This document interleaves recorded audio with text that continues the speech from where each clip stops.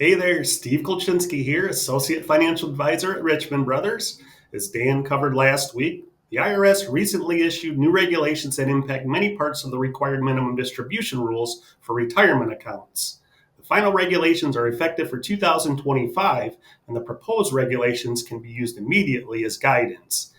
Today, we're going to review a few more of the highlights that may affect you.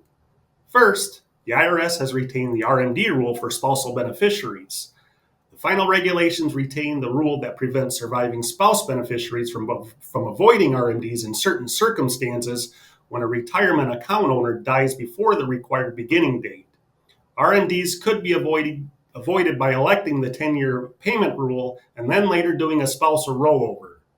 The new regulations close this loophole and require that any hypothetical RMDs that would have had to be taken must be taken prior to a spousal rollover. The continued existence of this rule shows the IRS means business when it comes to annual RMDs.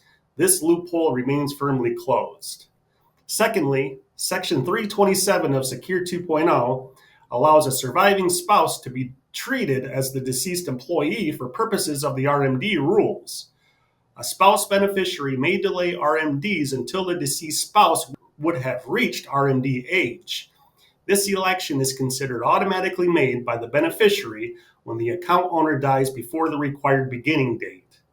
The proposed regulations clarify that RMDs are then calculated using the uniform lifetime table and the surviving spouse's age.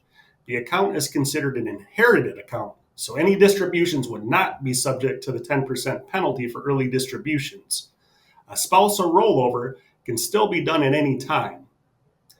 This is welcome guidance on a provision of Secure 2.0. Some spouse beneficiaries will still be able to delay their RMDs under the old rules, and their RMDs will be smaller because they can now use the uniform lifetime table, which was never allowed before.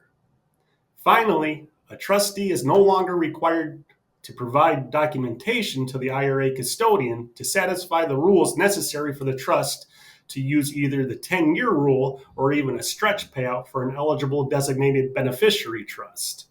For trust beneficiaries of any plans, documentation must still be provided by October 31st of the year following the year of the death. However, the plan administrator can require the trustee to provide either the trust document or a list of trust beneficiaries with their entitlements. RMD rules can now be applied separately to see-through trust beneficiaries if the trust will be terminated and divided into separate sub-trusts immediately upon the death of the account owner. This new rule expands the prior separate account rule that had applied only to certain special needs trusts. Each sub-trust can now get the most favorable payout option without being named on the beneficiary form. Trusts are downgraded as a planning strategy after the Secure Act was enacted, and the new regulations do not change that. However, the new regulations do clear up some confusion and add some rules favorable to trust beneficiaries. We understand that this is a lot of technical information about RMD rules, but this is great awareness of these changes is a great first step. Please reach out if this brings up any questions about your situation. We're always here for you to make sense of this and how it relates to you and your personal goals.